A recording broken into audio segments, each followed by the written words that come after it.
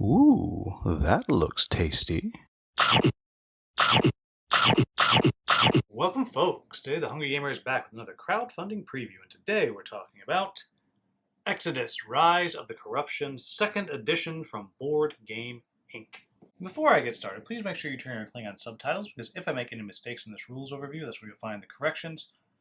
Additionally, I do need to point out that I am working with Board Game Inc. in order to help them engage various members of the board game media, and for that I am being paid. However, I'm not being paid for this particular video. However, I very clearly like the company and I like the publisher and the designer, so do keep that in mind as you watch this video. Now, what this game is what I like to call a space crawler. It has a lot of the aspects of a dungeon crawl as you're exploring and you're fighting bad guys and trying to accomplish this mission, but it has a little bit of a crisis management vibe to it as well, and a lot of dice chucking. And I have everything kind of condensed here in the middle of this lovely mat. Thank you to Fight and Box Game, this awesome Space Conquest Princess mat. But as I said, what I have here is everything just kind of condensed, and I do have just over here this amazing tray that comes with the game. And now this is just a prototype, mind you, but it has this amazing tray that stores pretty much everything that you might need. And so that's actually just over here on the side as well. And I have a bunch of decks of cards kind of just off screen. Now what this game is, as I mentioned, is a space crawler, and you are doing your best to find the requisite number of precursor keys, i.e. quests, that you have to do in order to save the galaxy. And there's these various rifts that are opening up, and eventually these big bad spaceships are going to be coming out of the rifts, and you'll have to be running away from them and trying to accomplish your mission. And with that said, if you are not interested in how this game is played and want to jump into my final thoughts, then you want to go to the timestamp on the screen right now. For those of us still here, let's talk about how this game is played.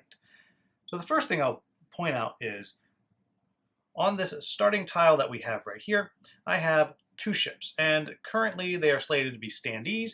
Obviously, with a top-down shot, standees don't work very well. And over here I have my ship. And as you start the game, you'll start the game with 1 ability unlocked, and that will just kind of slide in right here. Now I also have my second ship set up right here, but I'm just going to keep that off to the side because for the purposes of showing how this works, that does not matter. So what's going to happen on each given turn is you'll start out by revealing an ascendancy card. And that's what's right here. Now I already have 2 of them out, already revealed. Technically, this spot over here would be open, and this one would have slid off the previous turn, but if there's a space here, you reveal a new ascendancy card and you set it based on your player count. And what it's going to say on these cards, you'll have your narrative text, and then it'll tell you what to set and then how you're going to be able to move this cube down towards the end. And they're all going to be different things you're going to have to do. So for example, you can take an action, perform a skill check, and advance it 1 time for every lightning bolt that you roll on your dice. And if you're able to do that by the end of the turn, that the ascendancy card slides off over here, then you're not going to take any penalties. If you don't get all the way down, there will probably be some kind of penalties. Now, I'll also mention these penalties on this track right here. Most often, it's going to advance this cube up this track right here, which is going to start leveling up the big bad guys as they come out.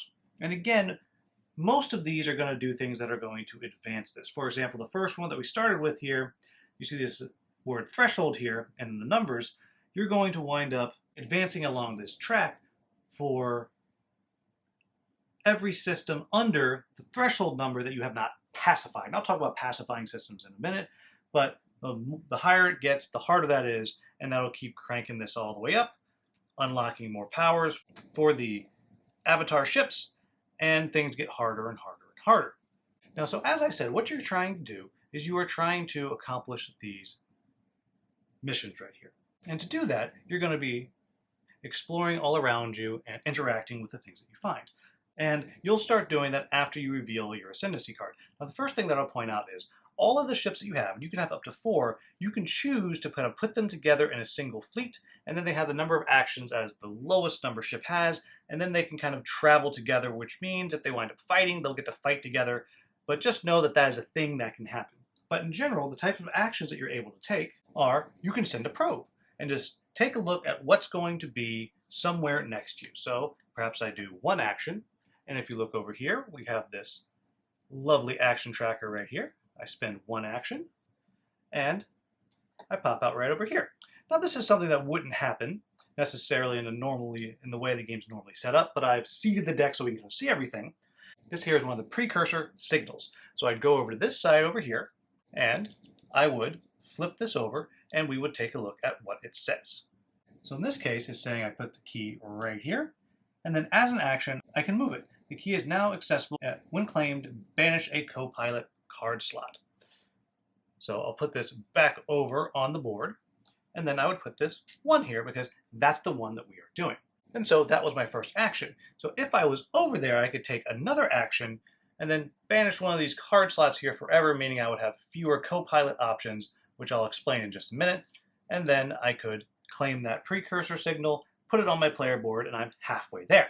The next thing that you might do is you can jump. Again, I would spend my action, and then I would jump to the next system. And now I could interact with that if I so wanted.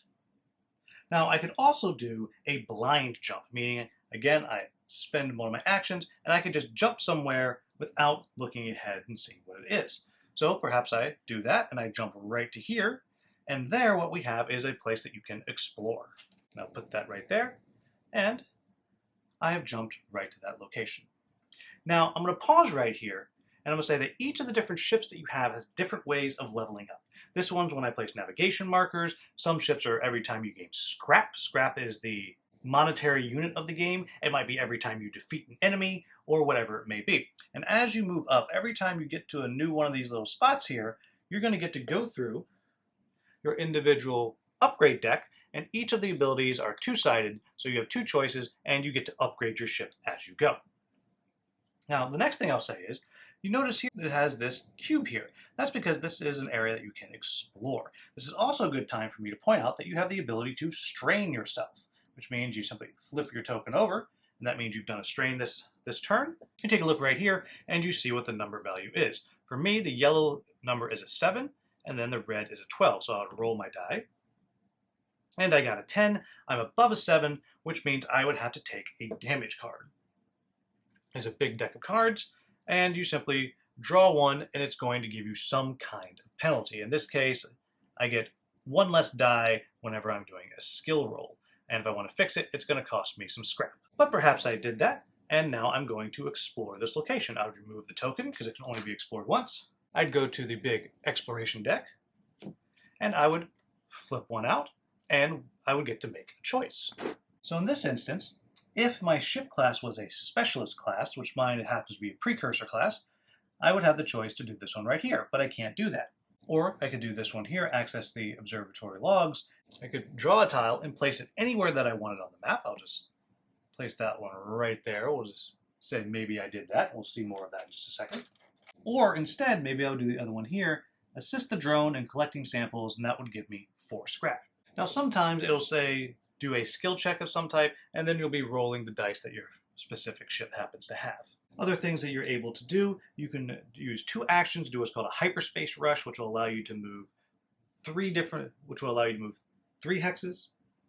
You can do a trade action, which allows you to buy things from an ally, and I haven't shown you an ally yet, but allies are on tiles like this, and what happens is you draw an ally card from the large deck, and it goes out. It'll have a once per game ability and a certain number of modules that you can purchase. In this case, I would have 2 normal modules and 2 precursor modules, which are particularly good. And again, there's huge stacks of these. These are different powers that your ship will have. You can interact with the ascendancy cards, and those are, as I mentioned at the beginning of the video, these cards here, they all have a unique way that you interact with them, so you avoid the damage.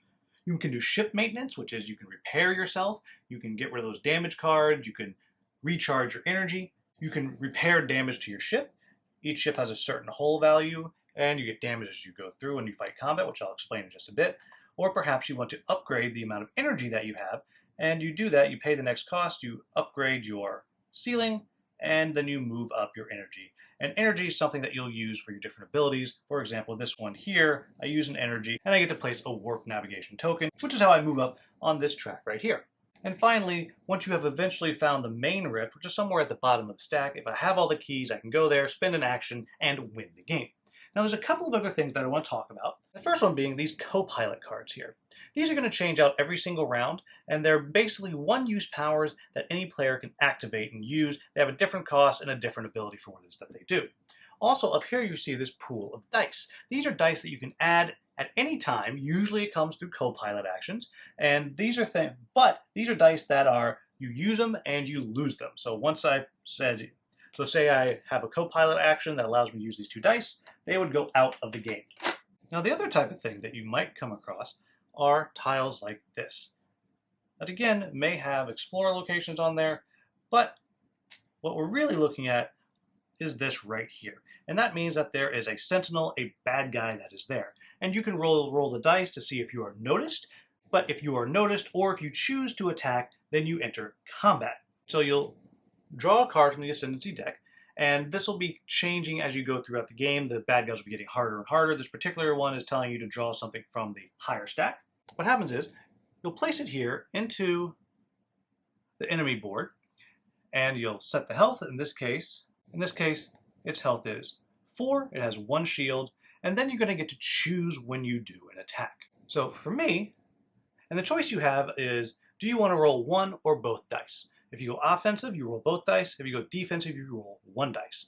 So the dice get rolled, and for me, you'll notice I have 1, 2, 3 hits, and a lightning bolt. Lightning bolts react with various modules and skills and give you different bonuses that sometimes you'll get to use. So I would have done 3 damage, but it has 1 shield, so I only would have done 2. And then the bad guys do nothing. The bad guy attack is based on the dice that you roll.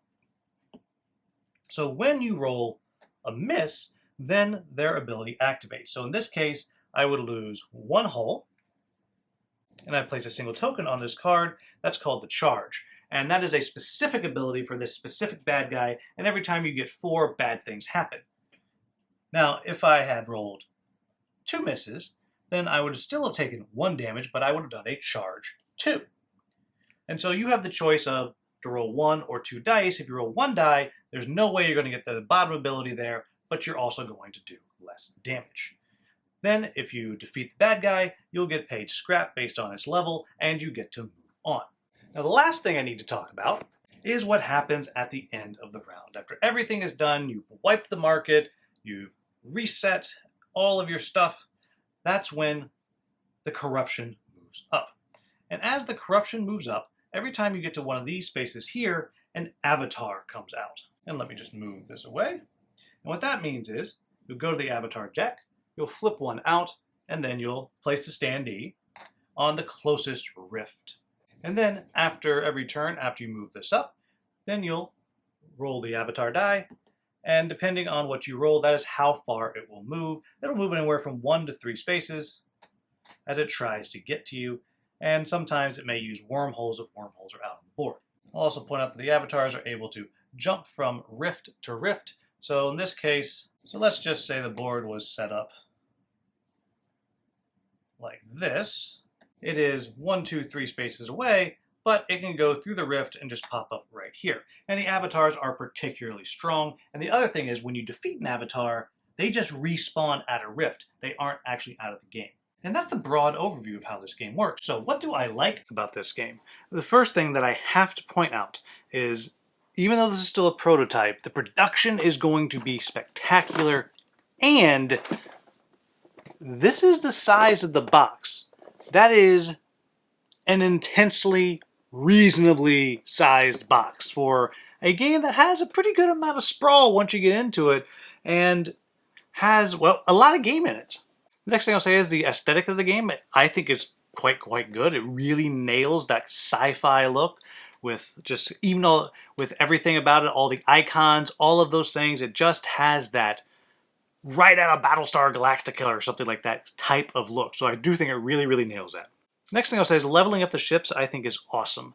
And it's awesome for 2 reasons. One, each ability you get to pick, it's very different. It kind of fits the same genre of ability, but they're very different. So it always makes for an interesting choice every time you're leveling up, every time you're picking something, trying to figure out what it is you need in the moment. But more importantly, it's really easy to level up. It is just not hard to do whatever it is each individual ship needs to do to level yourself up. And because of that, simplicity in how you do it, it pushes each ship to do the thing that it's good at. And for me, I really enjoy that because it means when I'm playing one ship, I'm going to play it differently than when I'm playing another ship. I can't fall into a pattern of, well, this is how I kind of build my stuff, this is what I do. Because if you go all guns blazing with the probe ship, then, well, you're not going to do very well. So I really do enjoy that. The next thing I really like, and it's something that I don't use all the time, but I really like the fleet system. The way that you can bring them together, and you're going to be together for the rest of the turn, but you're going to move together, you're going to go places together, and if you get into a fight, you're going to be in that fight together. And that is really, really cool. Speaking of the fights, I think the way the fights work is it's so streamlined that it's really fun. In general, I always expect that I'm going to win, but that is not to say that there aren't interesting choices to be made. How are you going to use that energy? Are you going to go defensive because you really don't want to get hit with that double miss penalty that you get, which it seems rare that you roll the double miss, but I tell you, it feels like it comes up always at the worst times. So that works really well, and it's just very easy to manage, easy to operate, and that little cardboard dashboard that you put the enemy ships on, that's just really great. I love the way that is put together. Next thing I'll say is I like the way that the different dice have different benefits to them, that the red die, you're going to get a whole bunch more hits, whereas on the yellow dice, you're going to get more of the lightning bolts and so on. And each ship has what it has for the most part. Some ships have a choice, but the way you get to build that dice pool that you get to pull things from, and the way that dice pool is a limited resource, that's great. I love the way that works. It just always makes you think, ooh, I should go for this, or ooh, maybe I should hold off on it. And I have found that, in general, use the dice. Just use them, because you're probably not going to run out. And if you do run out, well, then things are going really, really poorly for you. And that's going to bring me to the next thing that I like, because I mentioned using the energy, and I mentioned using these dice. And the way that you use those dice, and a lot of times the way you use your energy, is with the co-pilots. I love the co-pilots. I love the way they work. I love how every turn you're getting a bunch of new stuff, and it's going to be different, and sometimes you can just have these amazing combos. I did one when I was playing with Streamline Matt the other day, and I think I did 17 damage in one turn because I burned a bunch of co-pilots and burned my abilities, and it was just awesome. I still wound up not winning, but you know, that's the way that goes. So I really, really like how that works. I love the Ascendancy avatar level ups.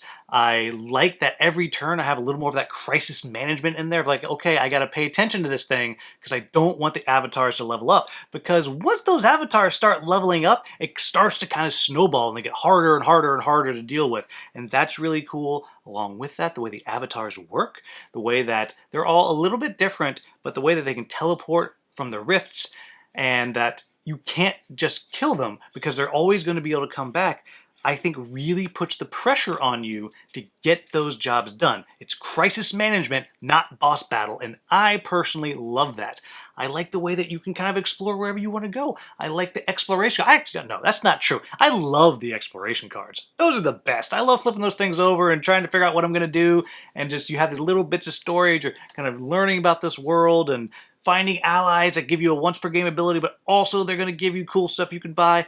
I just love all of that about this game, and I think it really comes together in a pretty darn tight package. So, what are my quibbles with the game? Now, keep in mind that I am working with this company on their media outreach. Again, I didn't even have to do one of these videos. I'm choosing to do this video, but again, keep that in mind as I talk about these things.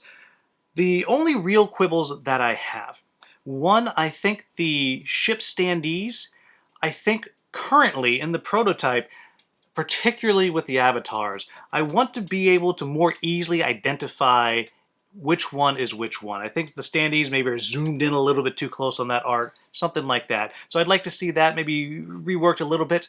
Also, and this is another production thing in the prototype, when you're looking at what level each of the sentinels are, that's a really teeny tiny little text, and sometimes for my eyes I'm like, oh gosh, what am I looking at? It's 2. I think that could be just a little bit bigger. But really the only gameplay thing that I'm going to bring up, and this is actually something that I know the designer is looking at and possibly reworking.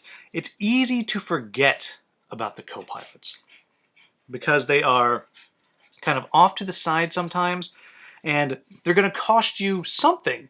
And so it's pretty easy to just kind of ignore them, and that's always going to be a mistake. So I would like to see a way for the co-pilots to be more present. And as I said, I know the designer's looking at that. I know some of the things that he's looking at changing and making different so they are more prevalent and more present, but I don't want to say any of it because I don't want to get somebody's hopes up that's going to be this thing when actually he figures out that a different solution is better. But really, that's the main thing that I'd like to see adjusted. The only other thing that I'll bring up is even though the tiles are small and the box is small, it can sprawl more than you think it will. Can I fit it on my 3x4 table easily and play with 3 players? Absolutely, no problem. I could probably play with 4 players, just the space in my room is a little tight for playing with 4 players. But absolutely, but it is going to sprawl bigger than you think it's going to.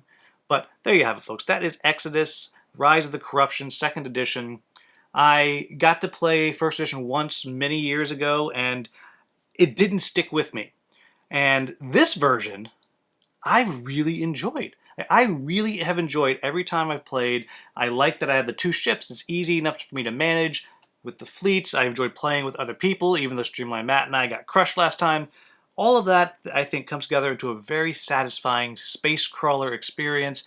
Got your dice chucking, you have your ship management, and every single scenario is going to be a little bit different. And in some ways, it reminds me of like Too Many Bones, how you have these little quests that you're doing, and every card you flip has some kind of text that makes sense within the broader world of what's going on, but they're not necessarily connected. You're kind of running out doing jobs and trying to accomplish this one big overarching scenario, and it really does work for me. So I think if you like this exploration idea and the flipping over the tiles, and you want to do some dice chucking and fast leveling up of your ships, and you like this idea of, as I'm calling it, a space crawler, then I think this is one that you're probably really going to enjoy. And if you have the original X-ODUS, then I have to say that, again, I've played the original, I've gone back and watched some videos of the original, and I've read the original rules. I will say that the bones of this game are the same.